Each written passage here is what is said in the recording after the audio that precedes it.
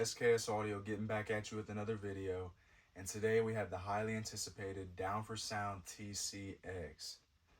Now, not only did this subwoofer just drop, but it has been talked about over and over again. What it's going to look like, how it's going to handle power, and what it's going to sound like. All these things, of course, we'll be going over in today's video as we unbox this subwoofer, review it, and test it. Now, my personal thoughts on this subwoofer are, it's massive. I can tell you that right off the rip. When I picked this thing up today, after it got dropped off, me and my dad actually met the UPS driver outside. He carried it. He didn't use a dolly, but we had to put it on a dolly because it was on the ground, and it comes in at just over 109 pounds in the box and around 101 pounds out of the box.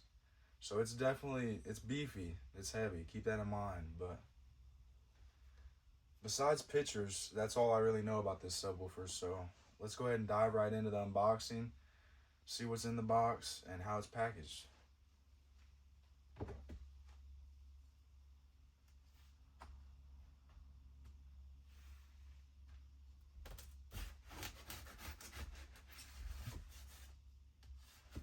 Now, I know a lot of people have been waiting for this sub to drop, my father and I included, but I'm not quite sure if there's any videos out on it yet. If not, I'm glad to be the first. As far as specs, I believe those just dropped as well. And I know off the top of my head, one thing that seemed quite impressive to me was the 35 millimeters of X-Max. It's also got a 5-stack ferrite motor, so it's a pretty tall motor.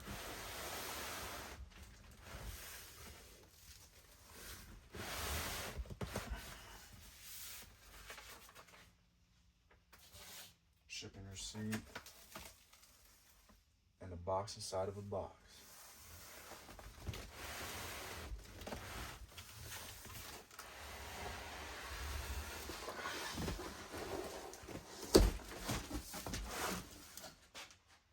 But yeah, I mean, like, just like I said, coming in at just over 2,500 watts RMS at 27. It's a pretty good power rating.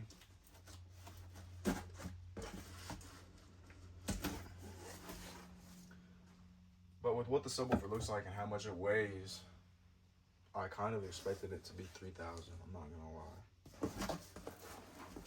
But, you know, a lot of brands like to rate things conservatively. Okay. Well, I just want to show you guys this.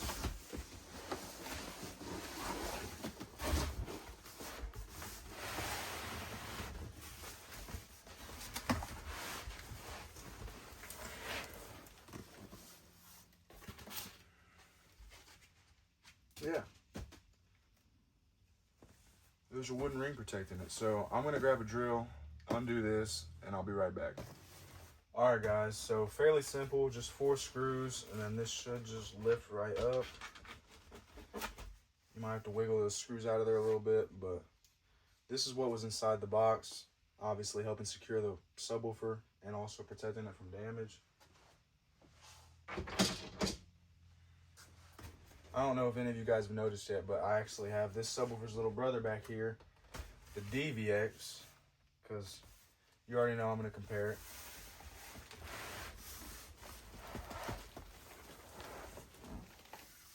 We both get the first look.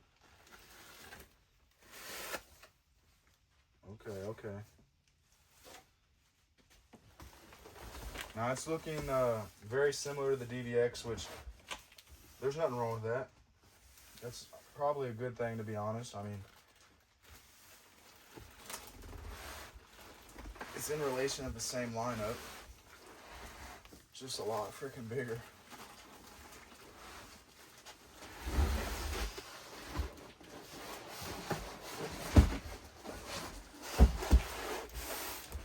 Oh, there it is.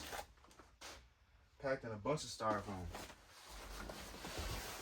And there's more wood in the bottom of the box, so.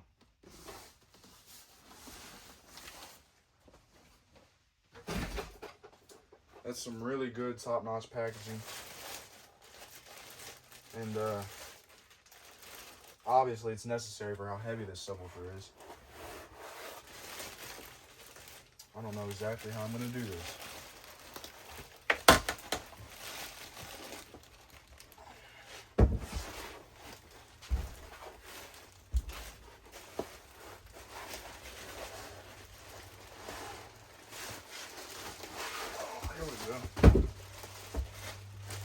This thing's freaking heavy, you guys. Just over 100 pounds. I mean, you definitely want to handle this thing with some care. That motor's just massive. There it is in all its glory. Oh, wow.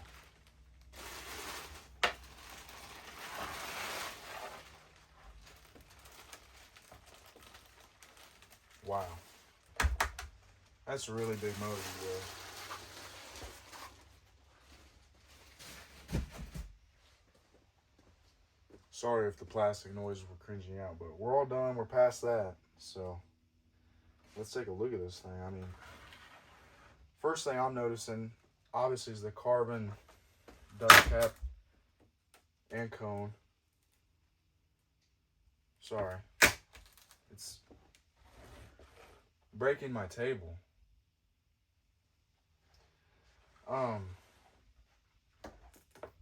Carbon dust cap and cone, and it is actually breaking the table. I'm not making this up, you guys. A mega roll surround, a really shiny looking motor. Those 5 ferrite motors, those slugs are just being covered up by this beautiful boot. You see there, Down4Sound TCX, that classic hexacone. One thing I want to touch base on is the spacer in between the basket and the motor. It's definitely different. It's also labeled with branding. Huge push terminals, look like 4-gauge. And something I have not seen is insulated tensile leads. Dual tensile leads, but they're insulated. I've never really seen that before. Got a red spider. It's got a 3-inch voice coil, 8 wound, if you were wondering. Let's try and take a look at the bottom of this thing without breaking the table.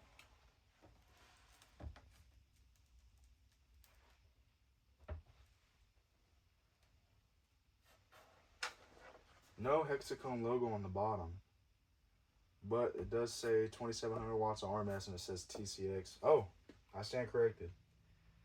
There is a little hexacone down there. It's just not as dramatic as the previous woofer. Unique style on the motor. It curves down. I don't know if you can see that.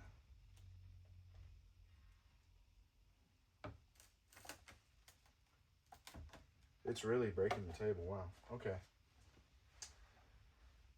A pretty nice surround and mounting plate. One thing I do notice is there's no gasket included. I definitely didn't see a gasket in the box. So I would definitely recommend throwing some foam seal underneath, and if you're going to invert it, definitely throw some seal underneath. But yeah, this thing is just an absolute beefcake.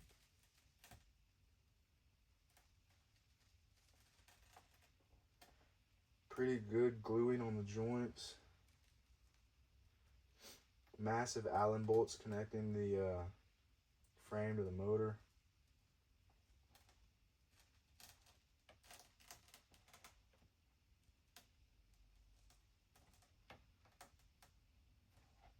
There's not really much else I can see that I really want to touch base on. I mean, it's just a massive, huge, beautiful subwoofer.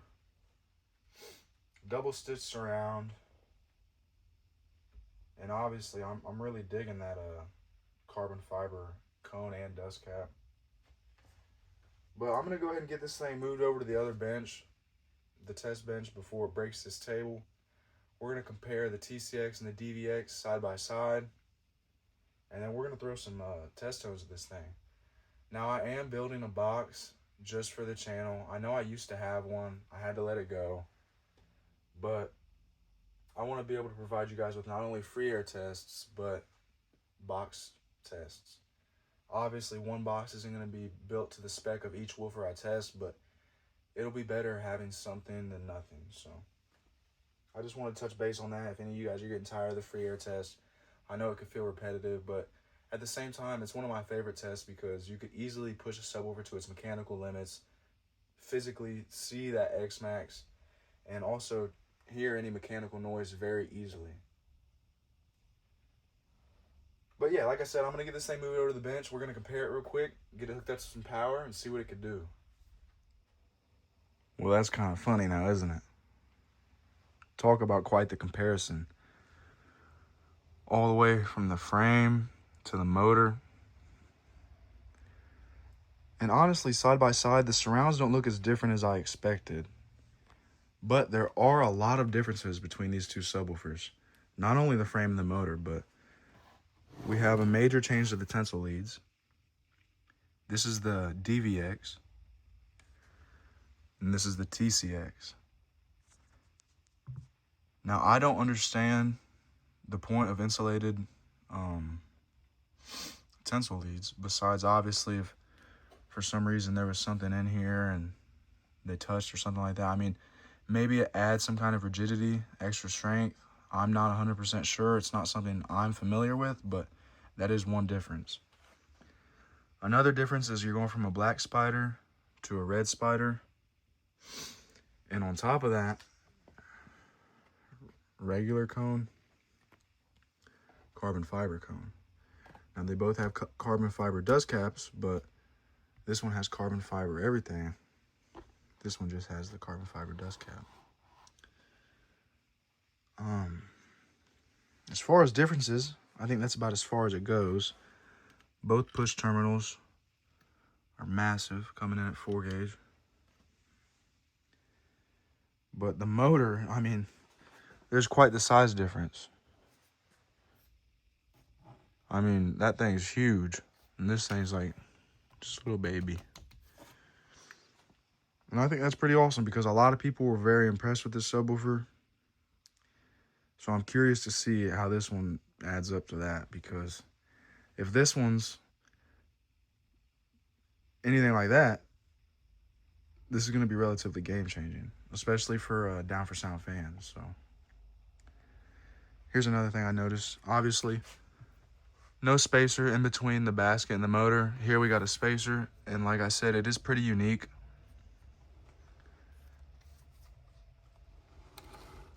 Something else I just wanted to touch base on. Sorry guys, it's my first time looking at it too. Got some venting here at the top of the motor, as well as venting on the bottom of the motor.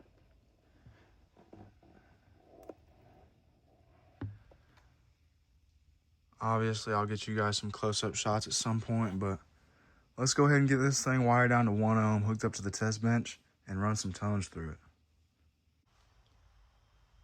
All right, guys, got everything wired up, hooked up to the test bench. We're ready to rock and roll.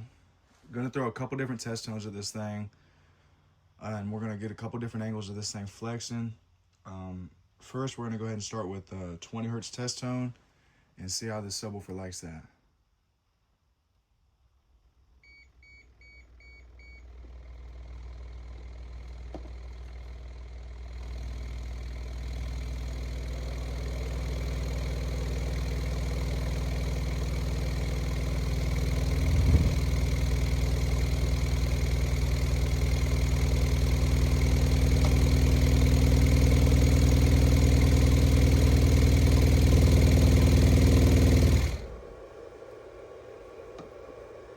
Alright guys, there we go. That was 20 hertz. The subwoofer saw over 1,000 watts continuously right there. Free air, and that thing was flexing. I'm actually gonna go ahead and move that DVX because it started to wobble a little bit. I'm fine with some mid-range or some tools falling, but a whole subwoofer, no thank you. So we're gonna go ahead and run that back, actually 20 hertz slow motion, and see what that looks like.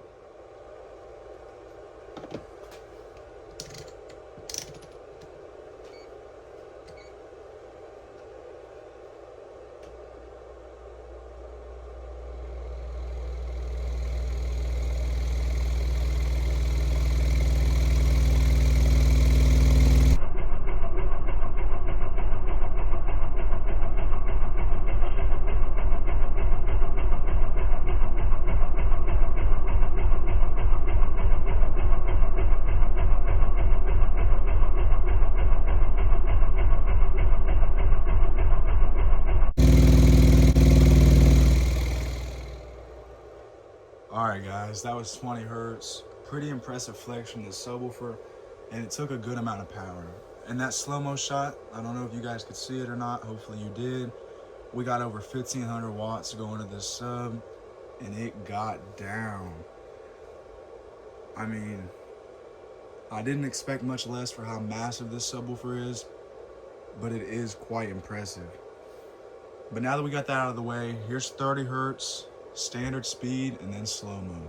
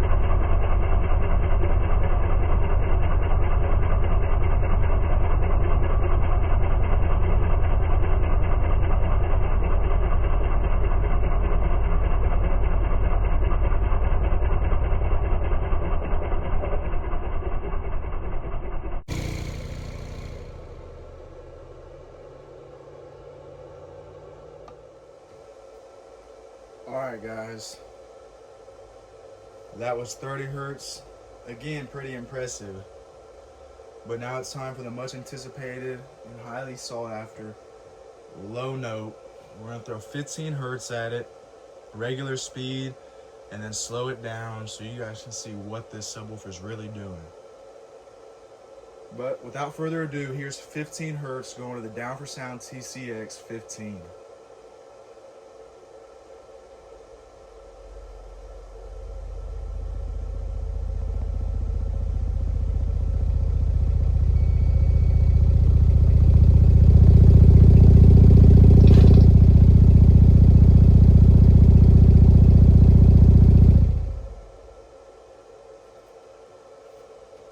Man, that thing was moving a lot. Alright, I'm going to go ahead and get you guys a slow motion shot so you can see just how much that subwoofer is going up and down.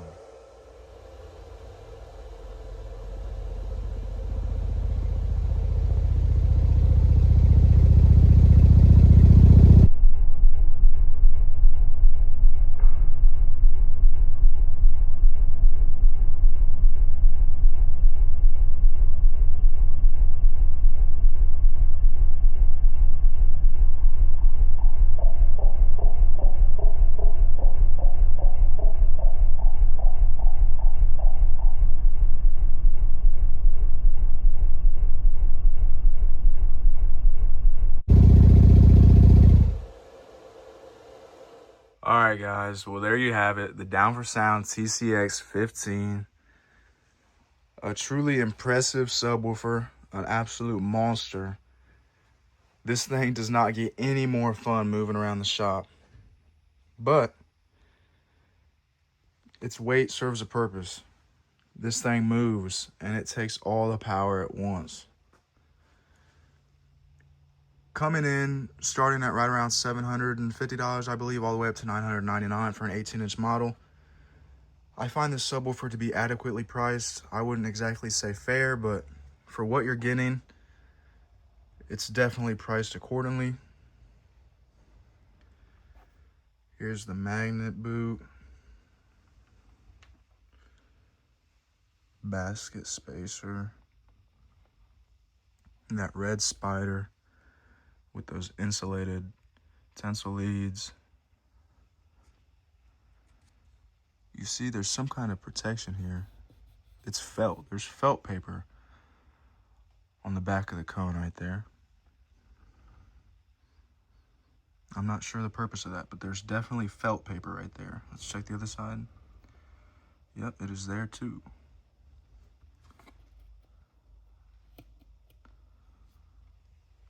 I don't know if you guys can see that. There's a little hole. No hole on this side. That's probably just to help the dust cap not fly off, help some air escape. Which I do believe I heard a little bit of noise coming from some sort of venting, or we possibly bottomed out the subwoofer on that 15 hertz frequency. But man, this thing is just an absolute monster, you guys.